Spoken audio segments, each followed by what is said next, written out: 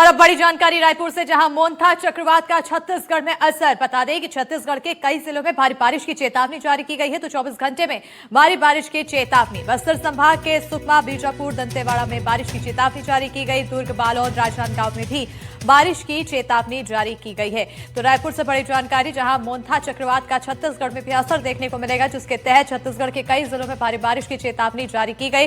तो 24 घंटे में भारी बारिश की चेतावनी है। बस्तर संभाग के सुकमा, बीजापुर, दंतेवाड़ा में बारिश की चेतावनी। तो दुर्ग, बालोद, राजनांदगांव में भी बारिश की चेतावनी जारी की गई है।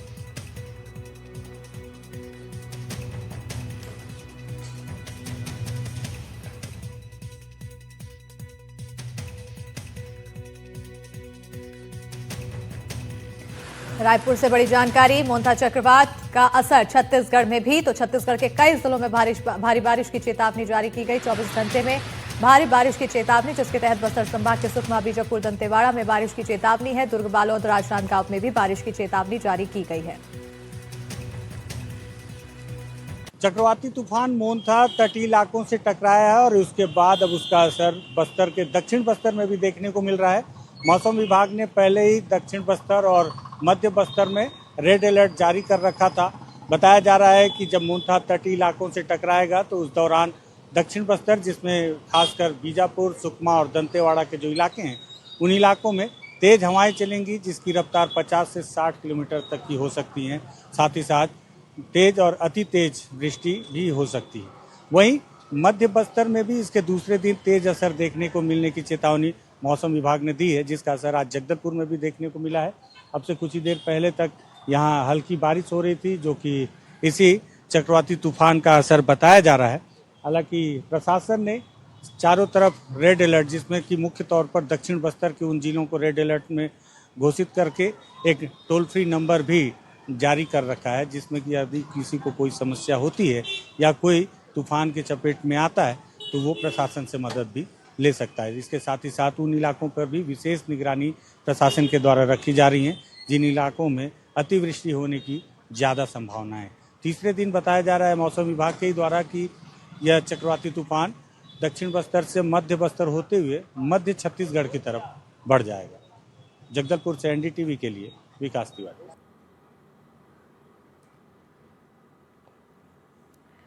और इसी पर ज्यादा जानकारी के साथ हमारे सहयोगी आशीष पांडे जुड़ चुके हैं। सीधा रुख करेंगे हमारे सहयोगी की। और आशीष, चक्रवाती तूफान को लेकर अब अलर्ट जारी किया गया है, क्या कुछ चेतावनी जारी की गई है और कहां सबसे ज्यादा सबसे पहले असर? जी देखिए, अगर चेतावनी की बात करें तो जितने भी तटीय जिले हैं आंध्र प्रदेश के, आंध्र प्रदेश में कुल 26 जिले हैं। 26 में से 23 जिलों के लिए अलर्ट डाला गया है। और मैं आपको दिखाऊं, यहाँ मेरे मोबाइल पे आप देख सकते हैं कैसे यहाँ पर इस तरीके के अलर्ट सायरन के साथ सारे लोगों के, जो भी इस तटीय जिले में रहने वाले लोग हैं, उन सारे लोगों को एक अलर्ट मैसेज मिल रहा है सायरन के साथ कि क्या करना है, डू एंड डोंट्स क्या हैं जब ये लैंडफॉल शुरू होगा। 8:30 बजे से इससे संभावना है कि लैंडफॉल की शुरुआत हुई है। उस समय इन तटीय जिलों के, खासतौर पे कोनासीमा है, ईस्ट गोदावरी, पूर्वी गोदावरी जिला है, काकीनाडा जिला है, विशाखापट्टनम जिला है, इन सारे जिलों में वाहनों के आवागमन को प्रतिबंधित कर दिया गया है। सिर्फ इमरजेंसी सर्विसेज ही इस दौरान 8:30 बजे के बाद आज रात से उनको अलाउ किया जाएगा चलने को। बाकी सारे वाहनों को मना कर दिया गया है, किसी भी तरीके का ऑपरेशन से मना कर दिया गया है। अगर हम बात करें तो आप देख सकते हैं पीछे जो है इक्का दुक्का घरों में आपको रोशनी दिख रही होगी। पूरे पावर कट से और इमरजेंसी लाइट्स ही जल रही है। हम इस समय अमलापुरम में हैं। अमलापुरम में भी पावर कट कर दिया गया है। अमलापुरम और काकीनाडा के बीच में जो जगह है लैंडफॉल की, वहां पर लैंडफॉल की संभावना, लैंडफॉल के दौरान 100 किलोमीटर, 110 किलोमीटर, 110 किलोमीटर की रफ्तार के आसपास में तेज हवाएं चलने की संभावना है। इसको लेकर बिजली के खंभे उखड़ सकते हैं, जान माल को क्षति हो सकती है। इस वजह से बिजली प्रिकॉशनरी सावधानी के हिसाब से उसको काट दिया गया है। उसके अलावा लगातार बिजली विभाग के लोग मुस्तैद हैं, फील्ड में हैं और किसी भी तरीके के डैमेज होने के जब डैमेज होगा तो उसको रेस्टोर कैसे किया जाए, इसके लिए भी पूरी तैयारी की गई है। एनडीआरएफ की टीम यहाँ पर मौजूद है। कुल 11 एनडीआरएफ की टीम है, 12 एसडीआरएफ की टीम है, फायर सेफ्टी की टीम है, जो पूरी तरीके से मुस्तैद रहेंगे पूरी रात लैंडफॉल के दौरान। बिल्कुल। क्या जो तटीय इलाकों में रहते हैं उन लोगों को शिफ्टिंग भी की गई है, कहीं सुरक्षित स्थानों पर पहुंचाया गया है?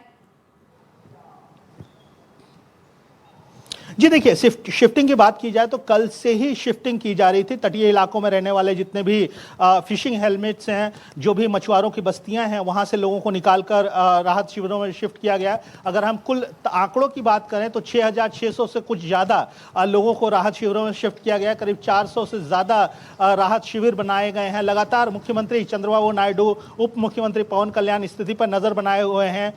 गौरतलब है कि प्रधानमंत्री नरेंद्र मोदी ने भी मुख्यमंत्री चंद्रबाबू नायडू से बात की थी और उनको हर संभव सहायता देने का आश्वासन दिया था। एनडीआरएफ, एसडीआरएफ के अलावा नेवी और आर्मी की टीमों को भी अलर्ट पे रखा गया। नेवी की खास टीम जिनके साथ गोताखोर होते हैं, अगर कहीं पर अचानक से बाढ़ आती है, जलजमाव होता है और बस्तियां डूबती हैं, शहर डूबते हैं, तो ऐसे में गोताखोरों की मदद से रेस्क्यू ऑपरेशन चलाने की तैयारी रखी गई है। तो सारे लोग अलर्ट पे हैं।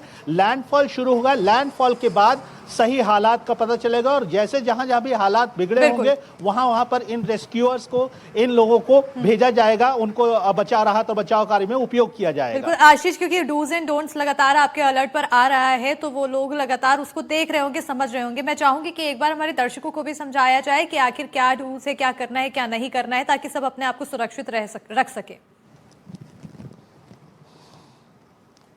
जी देखिए, जो लोग हैं खासतौर पे तटीय इलाकों में रहने वाले लोग हैं, जो कच्चे घरों में रहते हैं, उनको अपने कच्चे घरों से उनको निकाल दिया गया है। उनको पक्के शेल्टर होम्स में, चाहे वो स्कूल की बिल्डिंग हो या अन्य जो सामुदायिक भवन होते हैं, उनको पक्के बिल्डिंग्स में शिफ्ट किया गया, उनको वहां पर रखा गया है। प्रशासन का आग्रह है, दो बड़े आग्रह हैं। एक, अफवाहों पर ध्यान न दें, जो सरकार की तरफ से सूचना जारी की जा रही है उसी पर भरोसा रखें। और दूसरे, अगर आपके पास कोई काम नहीं है तो अनावश्यक रूप से आप घर से बाहर न निकलें। घर से बाहर निकलने पर या फिर समुद्र तट के किनारे जाने पर या खुले में जाने पर आपके ऊपर कोई भी डेबरी आकर, कोई भी उड़ती हुई वस्तु आकर गिर सकती है, जिससे आपको चोट लग सकती है। तो इन दो चीजों पर खास तौर पर प्रशासन और सरकार की नजर है। वो लगातार गुजारिश कर रही है। इन अलर्ट्स के माध्यम से भी लोगों को आगाह किया जा रहा है कि क्या करना है, कैसे अपने आप को सुरक्षित रखना है और कैसे किसी भी तरीके की क्षति न हो, खास तौर पे जान और माल की क्षति न हो, इससे कैसे बचा जाए, इस पर प्रशासन की पूरी नजर है। लोगों की सुरक्षा के लिए लगातार एहतियात बरते जा रहे हैं। हर तरह के यहाँ पर एहतियात और व्यवस्था की जा रही है, लोगों को अलर्ट भी किया जा रहा है। देखना होगा कि आगे क्या कुछ हालात बनते हैं और उससे किस तरह से निपटा जाता है। बहरहाल बहुत शुक्रिया आशीष तमाम जानकारी देने के लिए।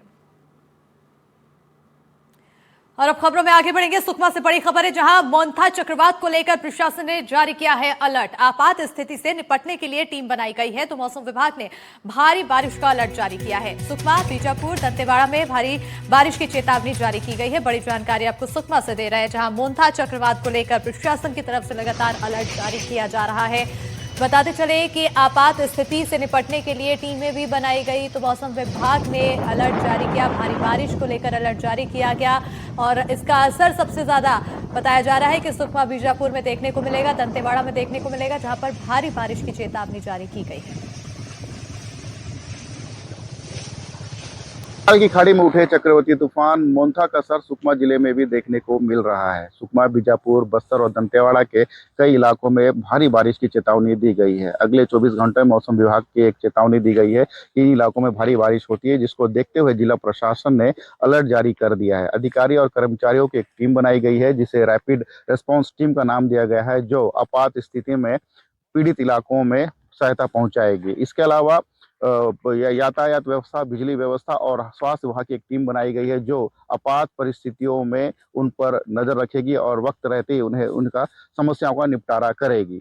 मोंथा चक्रवाती तूफान को लेकर आंध्र प्रदेश, तेलंगाना और उड़ीसा में स्कूलों की छुट्टियां कर दी गई है, क्योंकि ये इलाका दक्षिण से लगा हुआ है, जिसका कारण यहाँ तूफान का असर ज्यादा देखने को मिल सकता है, जिसको देखते हुए जिला प्रशासन लगातार अलर्ट मोड पर है और लगातार बैठकों का दौर चल रहा है और अधिकारियों को लगातार निर्देश दिया जा रहा है किसी भी आपात स्थिति में किसी तरह की कोई जनहानि ना हो, इस पर खास करके नजर रखी जा रही है। एनडीटीवी के लिए सलीम शेख, सुकमा।